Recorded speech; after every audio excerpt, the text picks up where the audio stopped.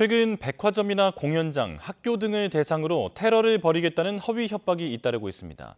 경찰 특공대에 소방 인력까지 출동하며 공권력 낭비라는 지적이 나오는데 경찰이 허위 협박 여부를 판단해 단계적으로 대응하는 내부 지침을 마련했습니다. 윤태인 기자가 보도합니다.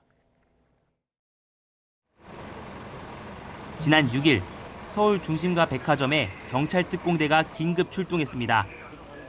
온라인에 등장한 백화점 폭파 협박글 때문이었는데 글을 올린 20대가 잡히기까지 백화점은 긴장감 속에 3시간 동안 출입이 통제됐습니다.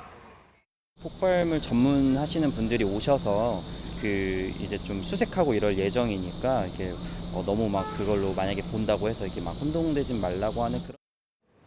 장난삼아 올린 협박글 때문에 경찰 특공대가 출동하고 백화점은 영업을 중단하는 등 피해가 컸습니다. 이뿐만 아니라 최근 가라사와 타카히로라는 일본 변호사를 사칭한 팩스나 이메일 협박도 잇따라 불안이 커지고 있습니다.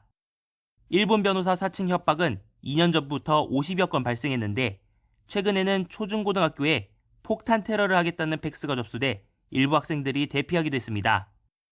폭발 테러 관련 거짓 협박 신고는 지난 2022년 4,200여 건에서 이듬해 5,000건을 넘기는 등 매년 늘어나는 추세입니다. 그런데 이런 협박 신고에 매번 경찰이 출동하다 보면 정작 중요한 사건 사고 대응이 늦어질 수 있다는 우려가 나옵니다. 이에 따라 경찰청이 최근 테러 협박 신고에 효율적으로 대응하기 위한 가이드라인을 마련한 것으로 확인됐습니다.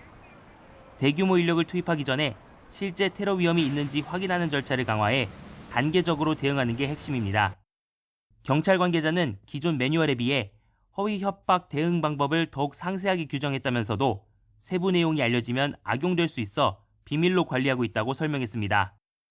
전문가들은 과거 테러 협박 내용을 분석해 허위성 판단 근거로 삼거나 AI를 활용해 거짓말 여부를 확인하는 방안 등이 포함됐을 가능성을 거론합니다. 경찰 인력의 효율성이나 또 경찰 인력의 낭비 이런 것들을 좀 최소화시킬 수 있기 때문에 신고 이후에 어떤 그 분석 과정이 반드시 좀 필요하다고 봅니다. 새로운 가이드라인을 통해 허위 테러 협박으로 인한 공권력 낭비가 줄어들지 주목됩니다. YTN 윤태인입니다.